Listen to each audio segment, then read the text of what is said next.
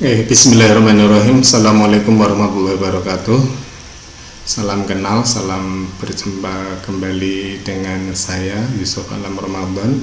Dalam kesempatan kali ini saya akan menyampaikan tema dengan judul awet muda dan bahagia dengan puasa Ramadan ya. Nama yang sama ya. Outline yang ingin saya sampaikan ini pola aktivitas atau ritme aktivitas dilihat makan puasa antara Quran dan Sunnah dan kehidupan era saat ini ya, 4.0, 5.0 ya, dan pola dan juga kondisi puasa dan non puasa. Kemudian yang kedua yaitu puasa, sikap syukur terhadap makanan dan pembatasan kalori atau caloric restriction ya. Terus kemudian yang ketiga syukur terhadap makanan dengan penekanan pembahasan pada hikmah makanan kayak salatnya, karena dalam contoh hadisnya itu adalah gandum yang utuh ya. Kita mulai yang pertama yaitu siklus aktivitas istirahat dan makan puasa sesuai dengan Quran dan Sunnah ya. Ini salah satu, sebenarnya ayatnya banyak, ini salah satu ayat yang saya tampilkan di dalam surat Ar-Rum ayat 23, wa min a'udzubillahi minasyaitonirrajim wa min ayatihi manamukum bil-laili wan-nahar wa batighukum min fadlih inna fi dzalika laayatin liqaumin yasma'un. Di antara tanda-tanda puasanya adalah tidurmu di malam hari, siang hari, dan wa batighukum ya, usahamu yang luar biasa mencari sebagian karunia-Nya. Sebenarnya demikian itu adalah benar tanda bagi kaum yang mendengarkan ya.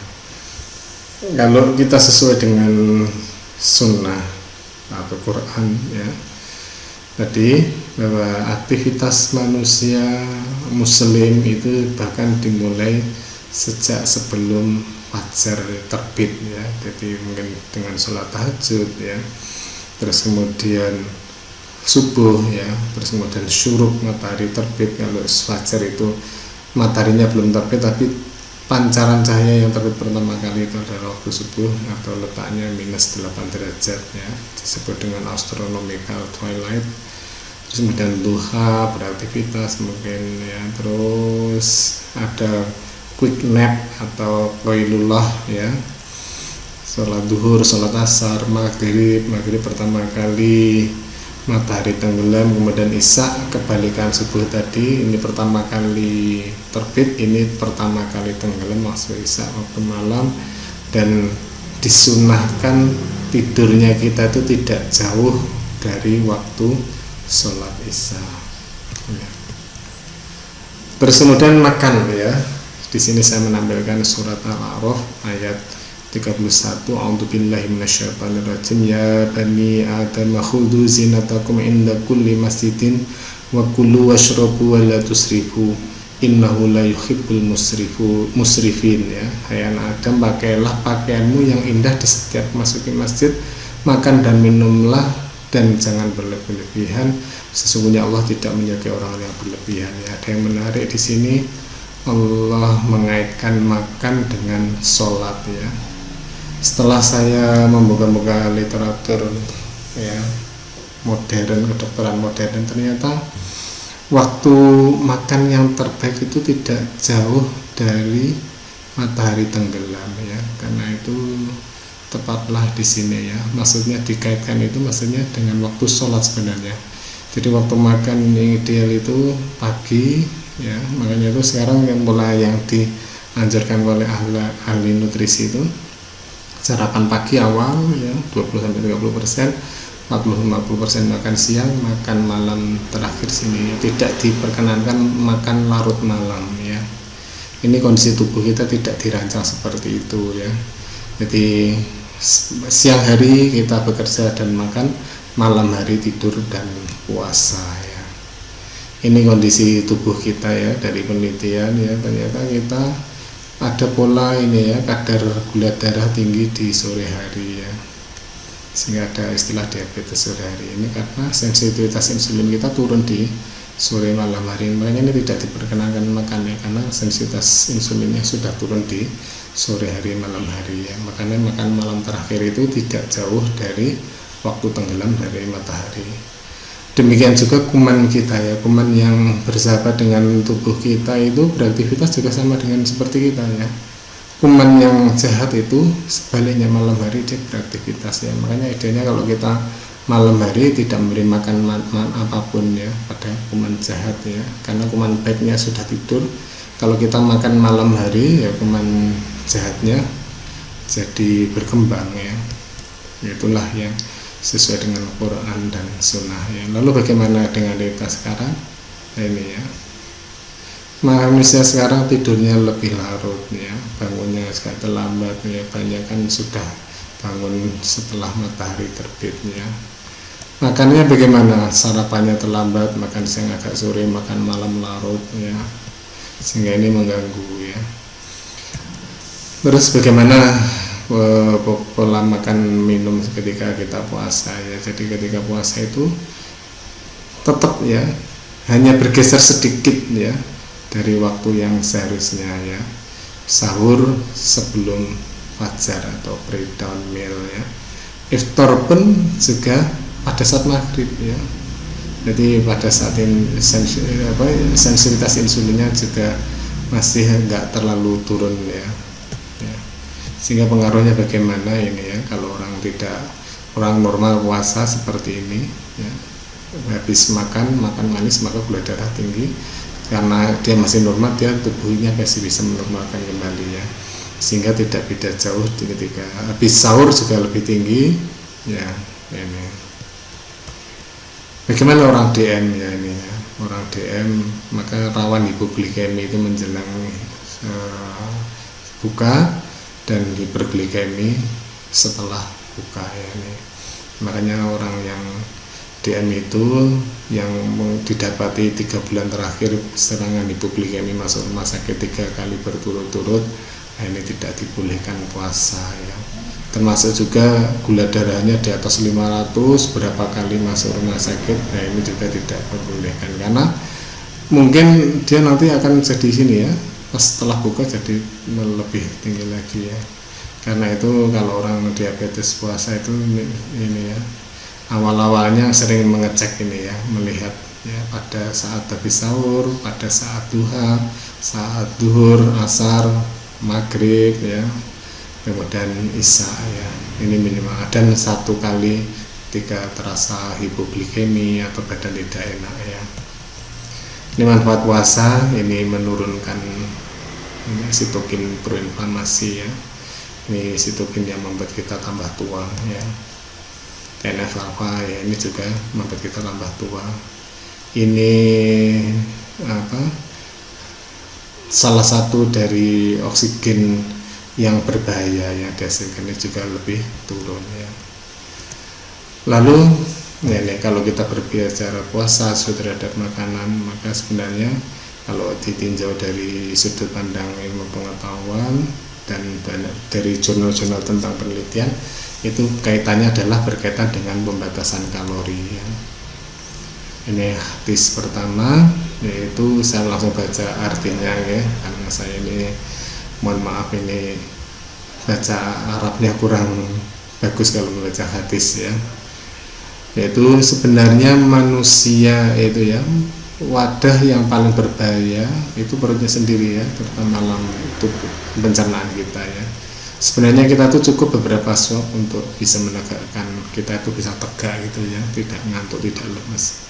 Atau kalau tidak bisa seperti itu, sepertiganya untuk makanan, sepertiga minuman, sepertiga nafas ya. Kadang-kadang kalau pas jagung ada model prasmanan ya, sepertiga untuk sate, sepertiga untuk es krim, sepertiga untuk makanan yang lain, seperti ini malah diterapkan dengan yang salah ya.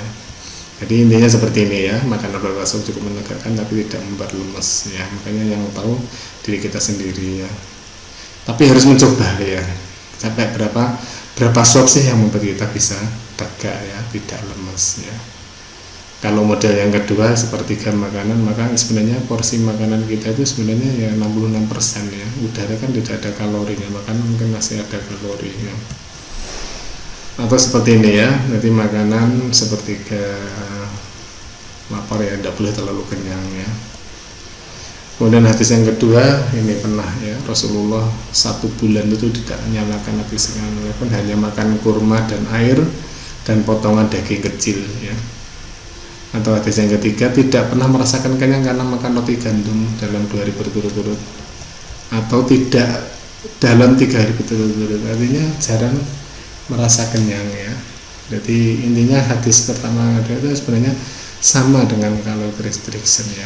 Karena itu kadang sebagian dari kita tuh puasa nanti setelah puasa setelah pas buka ganti, itu juga tidak baik. Makanya sebenarnya intinya kita menahan diri, tidak terlalu berlebihan dalam hal makan ya. Ini ada prinsip namanya hormesis dalam ilmu kedokteran ya. Ini dosis yang bifasik ya.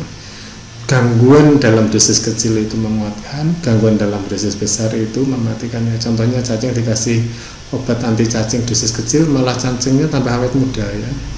Tapi kalau cacing dikasih dosis besar mati ya. Demikian juga kelaparan ya. Kelaparan dosis kecil itu memuatkan, kelaparan dosis besar itu mematikan ya. Nah, lihat bagaimana ini memperpanjang umur ini ya.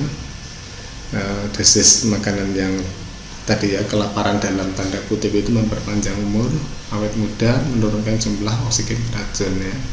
Ini dalam penelitian pembatasan kalori 30-50% membuat tikus lebih panjang usianya ya. Padahal usia tikus tua itu 2 tahun ya, 3 kali 360 720 tahun plus yang itu tambah panjang umurnya ya. Ini menurunkan temperatur, kecepatan metabolisme, mengurangi produksi oksidan. Ini tikus sama mencit ya, sama-sama lebih panjang umurnya, respirasi basalnya lebih turun, produksi oksidannya lebih turun ya. Jadi kalau di skema seperti ini, kalau kita makan terlalu banyak, pernapasan saya lebih aktif, menghasilkan oksigen radikal bebas atau racunnya lebih banyak, melebihi kapasitas antioksidan tubuh kita ya. Sementara kalau kita tadi makan beberapa cukup melegakan, atau sepertiga makanan, sepertiga minuman, sepertiga udara ini ya, oksigen radikal bebas atau oksigen racunnya itu masih dalam kapasitas antioksidan ya, sehingga tidak membahayakan ya. Demikian juga depresi ya, sehingga orang depresi mengakibatkan produksi racunnya itu lebih ya. Produksi oksigen beracun lebih itu mempercepat pemendekakan telomer ya. Telomer itu adalah ukuran usia biologis kita ya. Jadi makin tua kita secara biologis, makin pendek usia telomer, makin pendek panjang telomernya ya. Sehingga ada dua ya, tua secara biologis atau tua secara kronologis ya. Sehingga kita bisa menjumpai ada 2 macam ya. Tua secara kronologis tapi muda secara biologis ya. Jadi awet. Jadi proses menuanya itu enggak cepat banget ya. Atau sebenarnya muda tapi tua ya. Itu sering orang mengatakan mukanya boros gitu ya, cepat tua ya, karena salah satunya tadi ya, tidak menjaga makanan atau depresi. Ini telomer normanya pendek dengan perpanjangan waktu, jadi pelan ya. Tapi dengan depresi atau dengan obesitas ya, ini oksigen radikal bebas lebih besar, sehingga pemendekan kromosomnya lebih cepat ya. Ini bukti penelitian yang lain ya. Jadi telomernya makin pendek, oksigen radikal bebas yang dihasilkan oleh mitokondria ini lebih besar ya. Jadi bahkan ada penelitian yang menyebutkan bahwa depresi usia biologisnya 10-20 kali lebih cepat daripada ada orang yang kronologisnya sama ya. Selain itu, oksigen beracun itu punya pengaruh pada inflamasi sistem kronis, mempercepat proses penuaan, penyakit jantung, diabetes, demensia, kanker, dan seterusnya.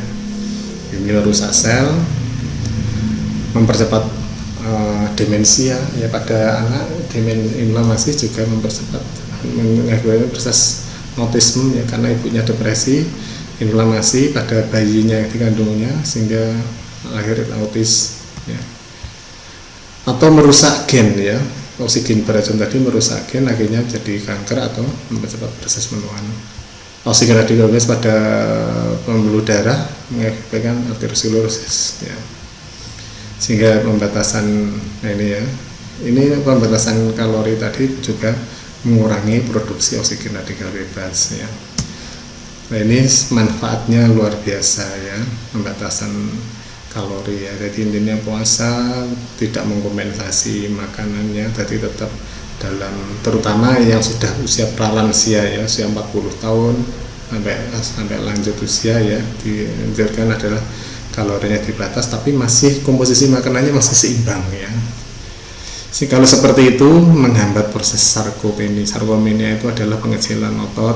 Kalau sudah lanjut usia kan ini ya, geraknya makin lambat atau bradikinesis, masa ototnya berkurang. Ini dengan pembatasan kalori yang sejak diawali sebagaimana yang dikatakan oleh Nabi kan, sejak beliau jadi diangkat Rasul itu kan nggak pernah kenyang ya, sehingga menghambat proses pengecilan otot ya. Bahkan dalam sebuah hadis itu perutnya Nabi itu six pack ya, berarti ototnya masih berisi ya.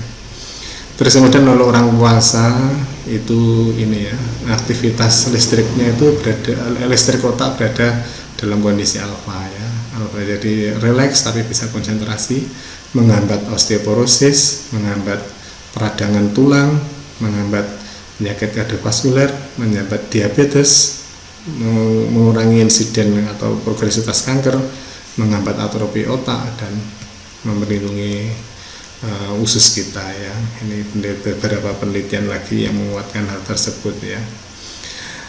Terus kemudian selanjutnya ini ya, kalau kita membatasi kalori, membuat sel-sel tubuh kita tuh mengalami kelaparan ya, kelaparan dalam tanda kutip, sehingga mau nggak mau sel itu harus memenuhi kekurangannya ya, kekurangan dalam tanda kutip, sehingga yang dimakan itu adalah protein sampah ya.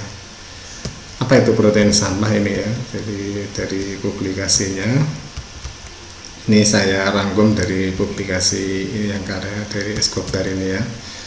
Jadi protein sampah seperti ini ya.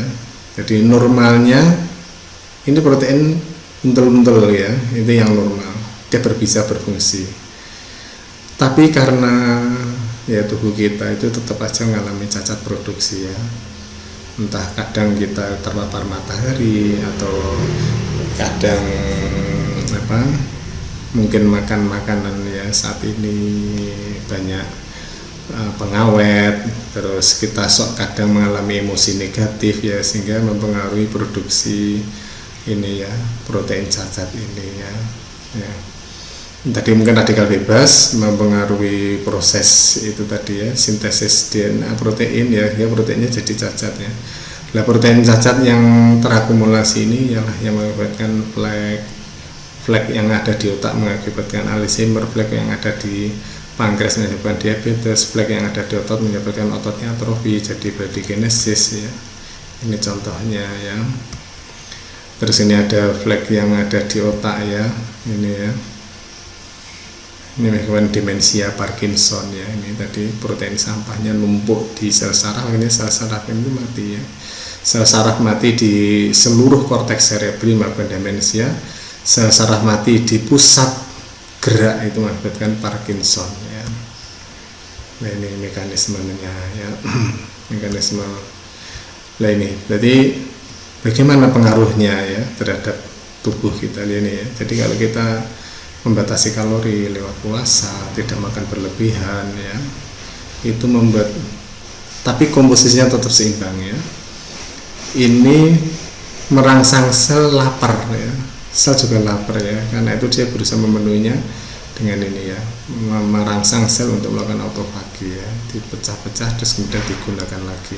Tapi kalau kita full kalori, nggak pernah puasa, maka ini protein cacat akhirnya nimbun banyak dan nimbun di dalam sel, tidak pernah ini sel memproduksi terus protein, padahal proteinnya di sel juga cacat, sehingga tidak pernah terjadi proses autofagi ini. Akhirnya terjadi akumulasi sebagaimana yang slide-slide sebelumnya tadi ya.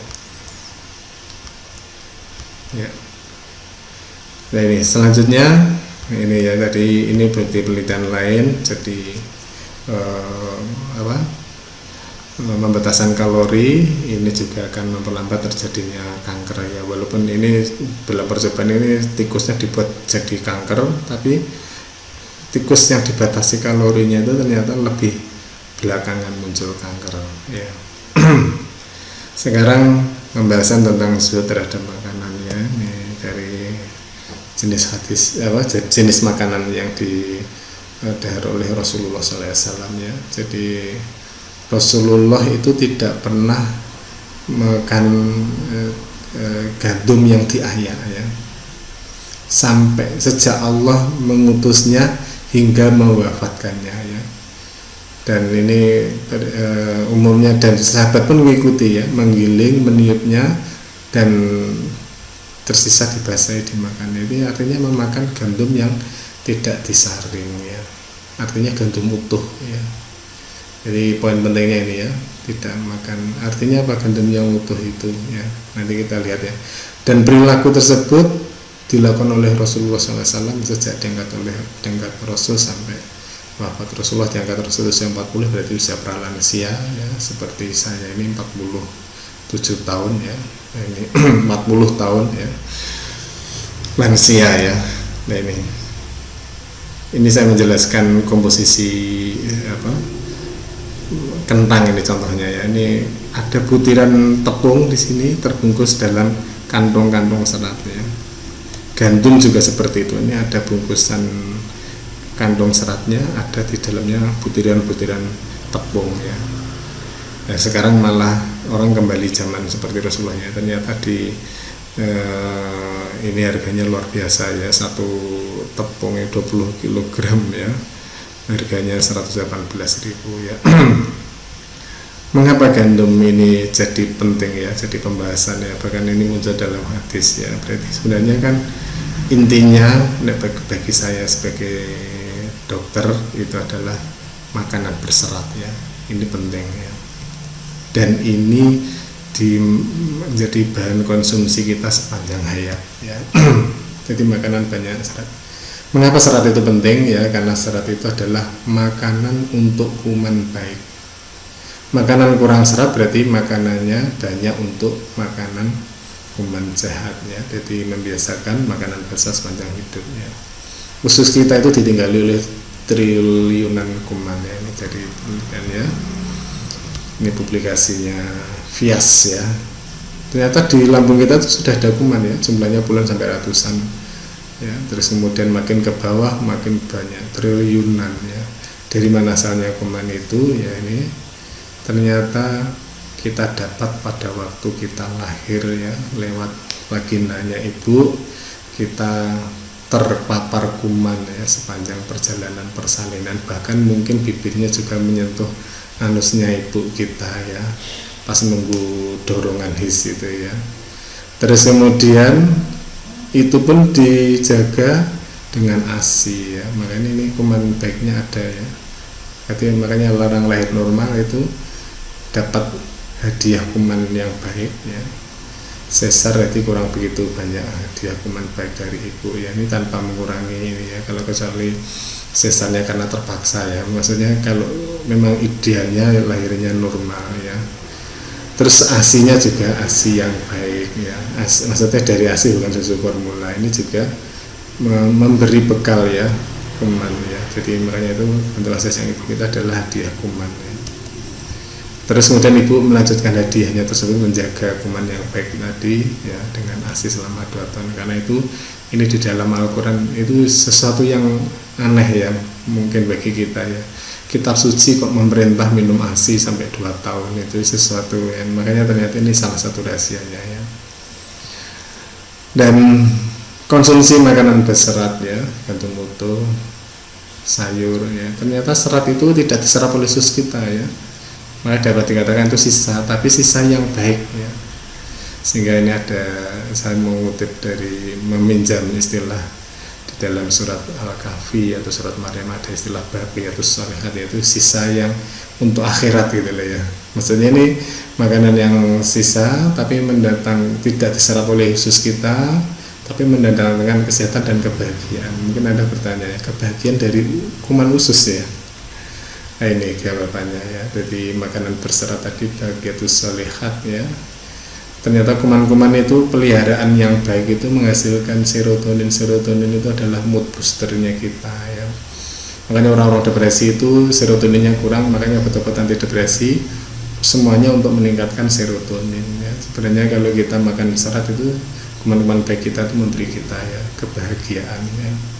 Di samping itu hasil fermentasi Baqiyatus Shalihat tadi menghasilkan short chain fatty acid, fructooligosaccharides. Ini penting untuk kesehatan kita. Sebaliknya kalau kita memelihara kuman jahat ya, jarang memberikan serat semuanya makanan ya, sebagian diserap oleh susu tapi sebagian dikonsumsi oleh kuman patogen ya, menghasilkan sitokin. Ini sitokin proinflamasi, ini menghasilkan indolamin menghambat serotonin, akhirnya serotonin tubuh kita berkurang ya.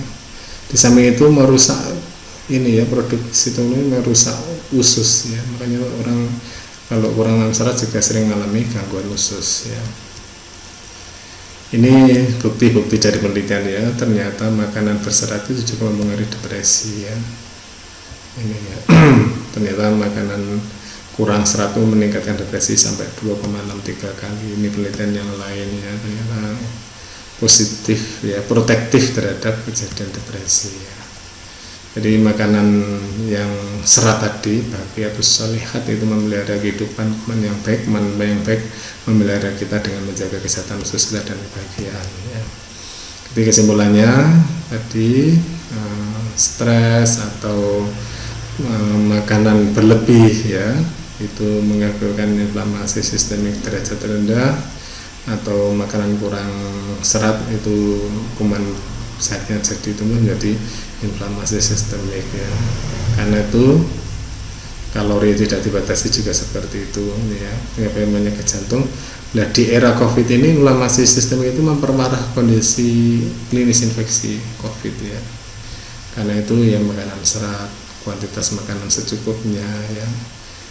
Terapi stres ala surat Maryam, nanti ya, kapan-kapan kita akan membahas ini ya. Ini akan ya menyehatkan kita semuanya ya. Poin kesimpulan yaitu yang pertama, jaga niatnya, berpuasa syukur terhadap makanan kita niatkan ittiba Rasul ya. Kalau ada efek baik hanyalah hikmah ya, menambah semangat beribadah. Kemudian yang kedua, puasa sikat zuhud terhadap makanan adalah kebutuhan kita ya. Kemudian yang terakhir, menjaga pola makanan berimbang bagi kita semuanya. Kurang lebihnya itu saja yang bisa saya sampaikan. Kurang lebihnya mohon maaf. Assalamualaikum warahmatullahi wabarakatuh.